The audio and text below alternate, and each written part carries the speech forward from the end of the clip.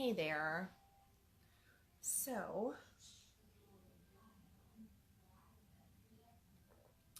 I'm trying to get the right lighting.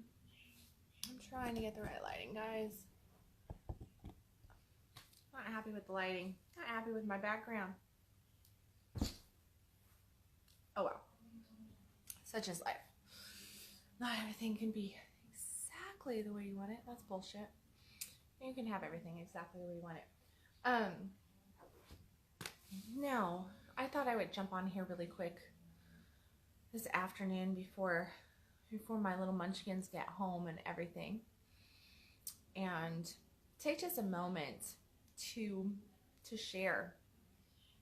Except my body is hurting, so we're gonna share. Oh my gosh, last night, before I share about this topic, about what I'm doing here today on Conscious Coffee, before I share all of that, last night I went and did a double date with my daughter and her man. So if you're on my profile and you see a picture of me with other people, that's my oldest daughter who just had a baby, and my son-in-law, and the guy that I'm dating.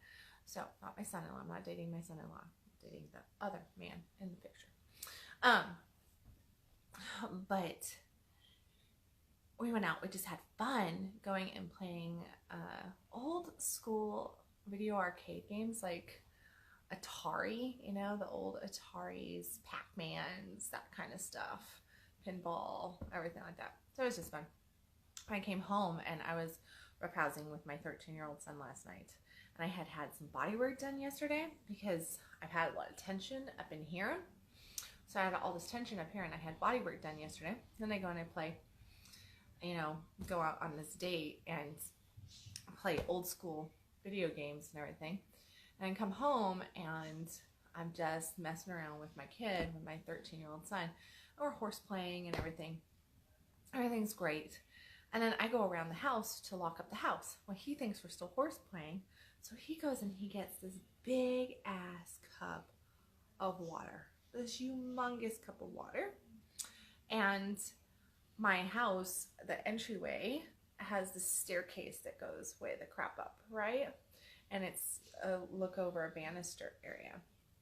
So he bolts upstairs with this cup of water, and I don't see the cup of water.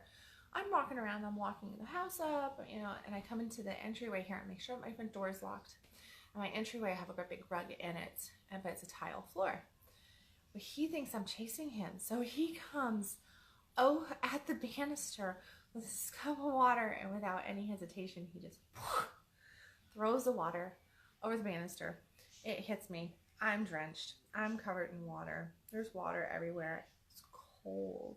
And then he freaks out because then he's like, oh my God, Mom's going to get mad, right? And I was like, it's okay. Well, I go and I take a step to, just turn around. I just took a step.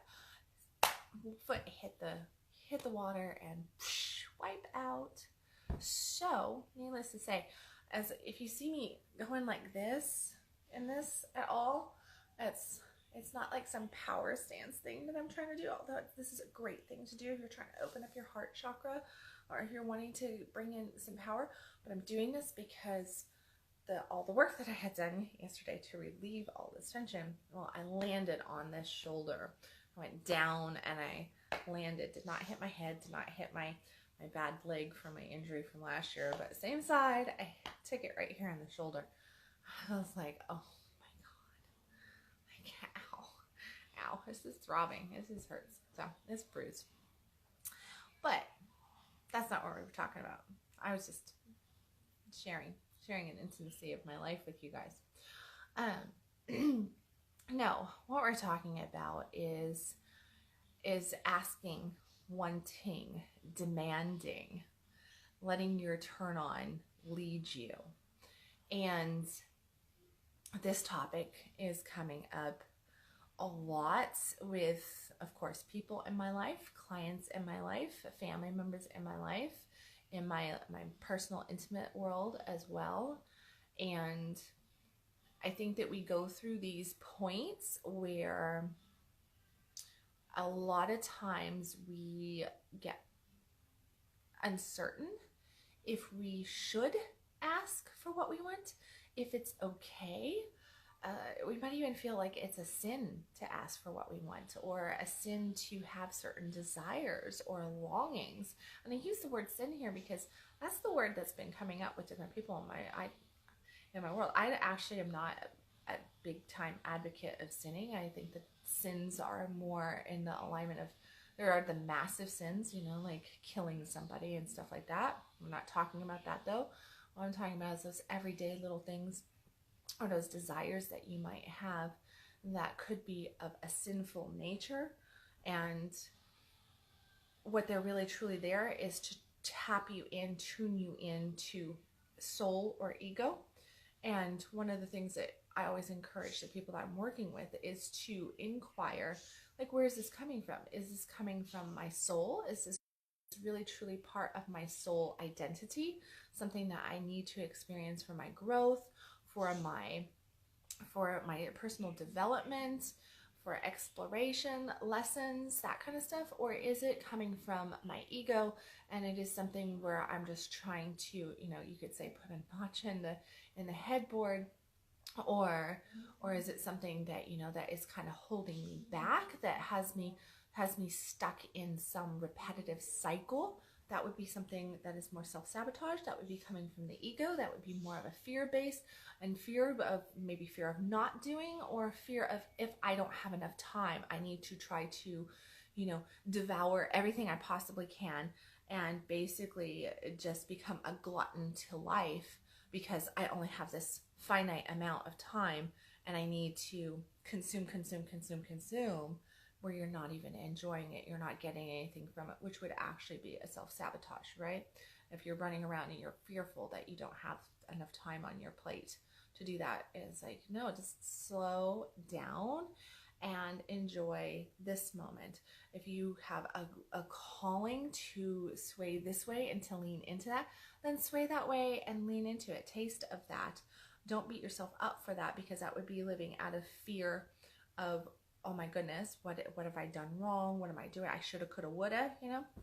Or an article yesterday. I haven't put it on my website yet, so I don't even know what the heck. In truth, I don't even really know what I wrote yesterday. It just kind of flowed through me. I love it when that stuff happens, because I sat down and I wrote it right before my bodywork session.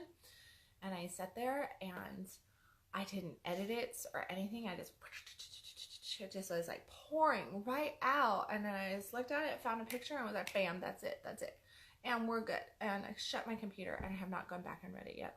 But I see all the notifications coming up and the comments coming up and the shares coming up on that article. So I'm like, I must have wrote something that touched somebody or a few somebodies, because this is getting a lot of hits. I do know that in there that I put shoulda, coulda, woulda, and that energy of that, we really tend to kind of live in that shoulda, coulda, woulda, which is a state of regret. It's a state of not being present, not being appreciative of the life that we have, but to be living in the fear of, man, I really messed this one up.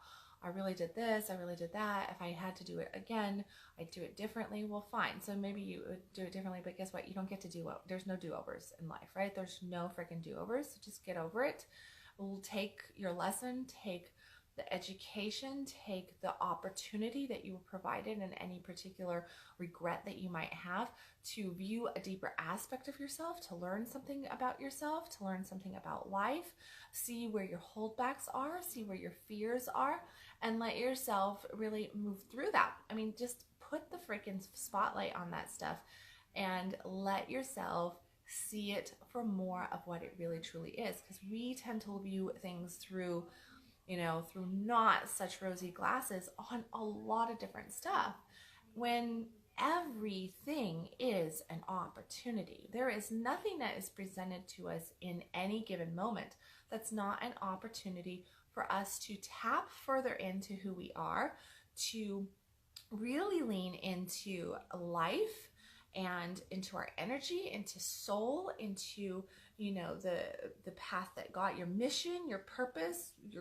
the God vision, whatever you want to call it. but to really truly tap in and be able to lean just a little bit further into that. And that's what you're given the opportunity. And that means that you're being given the opportunity to learn. So that's why life gets called the school, life school, the school of life. We're learning, we're growing. It's always about lessons. And it's really it's not lessons so much. Look at it as more like remembrances. I don't know about you, but I go through a lot of different things where I will have these moments. I mean, like, it's almost like I've done it before. I've experienced it before. It's different than deja vu. It is more on the lines of just really, truly just like, wow, this hits me at a cellular remembrance. And I know this. Like, I know this. Why am I not doing it? Why am I not stepping in right here? And that is exactly what we avoid, right? We avoid stepping in. We avoid that soul remembrance because we're like, how is that possible? And then we go, well, what does that do? It has all of this stuff gets us to basically stop what we're doing in different ways, which means stop our heart flow, stop our emotional connection, stop our soul flow. And then we don't ask for what we want, ask for what we need. We don't ask for the things that are turning us on. When I say turn on, you might think something sexual, something of an intimate base. Turn on is extremely intimate, but turn on, when I say the words turn on, I'm talking about being turned on to life, okay?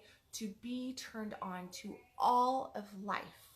Not just turn on in the bedroom, not just to a person, not just to a video.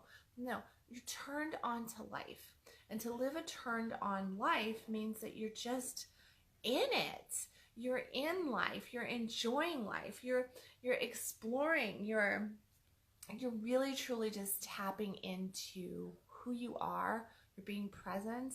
You're finding the juiciness of every single moment, and you're there, captivating it, right? And what is that? That also means that part of what you need to do is to really learn how to ask. Like, when you have something come up, so I should ask for this. Don't ask for it just because you want to ask for something. That's not good. Ask for what you want. Ask for it, you might have a desire. Inquire, where's it, like, go back, do your little bit of, just a smidgen of work and say, where's this desire coming from? Is this coming from here, or is this coming from my ego? Okay? If it's coming from here, if it's something that you really feel pulled towards, then ask for it. If so other people are involved, that might mean asking other people to help assist to create this, or to help you, prepare for it, or to plan for it. Quite often, most of our asking is an internal game, and we have to learn how to ask those desires to manifest into our world, right? And not feel bad about asking for what we want. And then what? Demanding it. When I say demand, that might sound like, oh, well, like, like the whole 3-year-old fit. I'm not saying throw a fit. No, that's not living in gratitude. That's not living in turn on. That's not joyous. That's not juicy to throw a 3-year-old fit. But to demand it means to confirm that you're going to allow it to come into your space. You are going to command it in. That's the demanding. It's more of a commandment of your energy, your heart, your soul saying, no, I will not accept less. I will not. I'm not going to even, there's no other possibility but for this right here to happen. This is what I'm calling in. This is what I want. Maybe it's the relationship. Maybe it's the money. Maybe it's the business. Maybe it's the house. Maybe it's, whatever, the health, whatever it might be. Command that in. But that means that you have to make that decision to actually command it in, to really say, no, I will not accept anything less. I am not available. And I love those words. I am no longer available for this. I am only available for this. Okay, and that's demanding. I mean, it's not, oh, well, my bills are only $6,000 a month, so I only really need like $6,500 a month. That takes care of this, or that takes care of that. No, is that feel really great to you? Like, oh, I'm just gonna scrape by. Yeah, that's okay. It's like Eeyore stuff, right? We can go down childhood path here. Like, let's pick on Eeyore a little bit. I mean, that's like, whatever. Yeah, well, that's a melancholy way. That's not asking for it. That's not saying this is what I want. That's not commanding anything in. That's like, oh, I'll be good with anything that life gives me. I'll be good with whatever happens. No. As long as you're good with whatever happens, guess what? You're not picking a side of the fence. That's kind of like, you're trying to just skate by. You're just trying to people please your way through life, and you're never really stepping the fuck in on anything. You're never really saying, this is it. And if you want to ever up-level your life, you want to really have the things that you want to have in your world, whatever that might be, then you have to step all the way in. And you have to go, this is what I'm going to command into my world right here. And I can tell you that the more detail you apply to things like this on the front side, if you paint that detailed picture, you get crystal clear on it, then you get some good momentum, because now you're like giving God, the universe, it's like a little bug flying in front of me. You're giving God, the universe, source, basically all the details that God needs to bring it to you. And then you go more general, okay? So then you go about like, what is this feeling that I really want to have? And then you start just commanding in that feeling, and then celebrate the feeling whenever it shows up in your world, because it's going to show up in lots of little different ways. If you stay aware, if you remain conscious, present, whatever you want to call that, to the things that are happening in your world, you're going to notice little synchronicities, little coincidences, right? Where you're being just popped little things. It might be numbers. It might be animals. It might be, like if you're very precise on a car that you want to have, then all of a sudden you're going to start to see like this car is just going to kind of like follow you all over the place. Maybe you really want to call in that perfect soulmate lover or something. And all of a sudden so if you really clarify exactly what you want in that person, and you get down to that nitty gritty stuff and your characteristic stuff that you want from this person, then all of a sudden you're going to start meeting other individuals of both sexes that are going to bring these characteristics to you. So kind of look at it as like you're getting a little tour of the catalog of life, and God's going, well, are you sure you like this characteristic? Are you sure you like this characteristic? All right, you really like this one? All right, because we're bringing it to you. We're bringing it to you. Like, here you go. Taste it. Taste it. Taste it. All right, that's good. That's good. That's good. That's good. That's good. Awesome. Wonderful. And then, so you can solidify those feelings. You can really attach to it. Be appreciative when that stuff comes up to you, though, because, and really truly celebrate it, because that gets more of that momentum going, okay? And that's basically gas into the vehicle of your manifestation. Is gratitude, is celebration, is to really just like really keep it moving, keep it going. If you not start barking, dog. If you don't celebrate that, if you don't apply appreciation to it, then it just kind of gets diluted. It waters out. You might even wonder, why is it taking so long? This is taking so long. And then what do?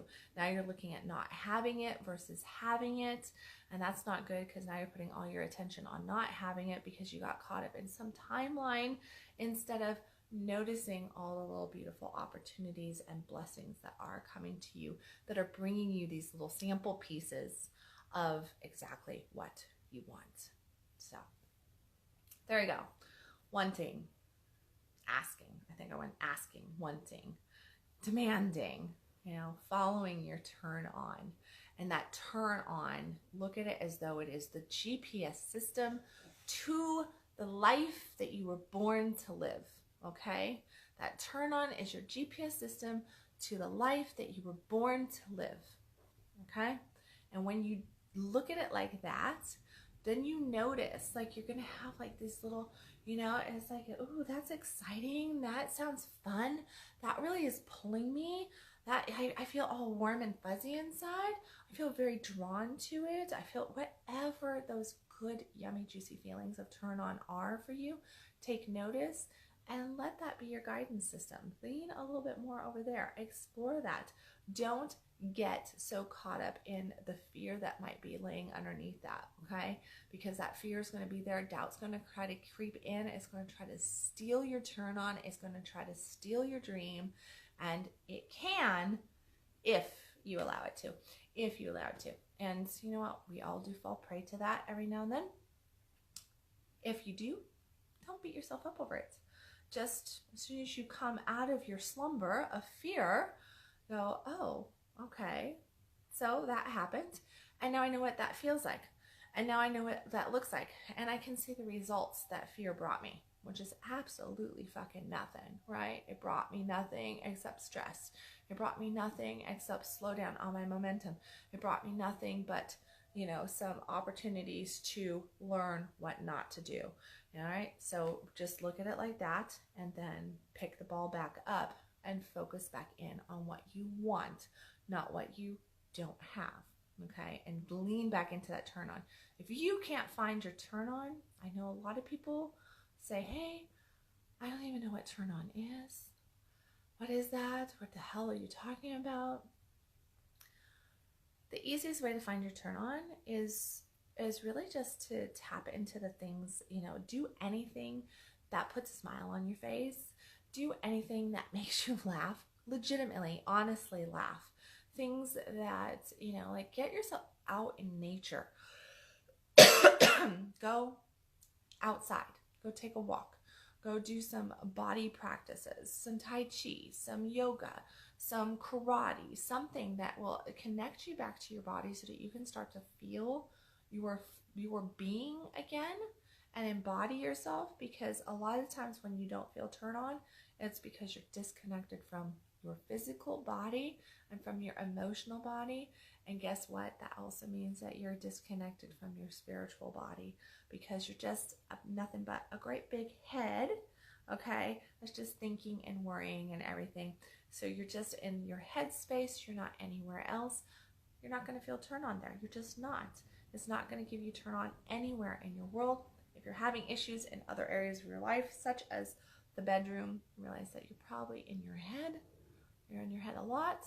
And if you're in your head a lot in the bedroom, if you're in your head a lot outside of the bedroom, and you're like, why is my life so fucking boring?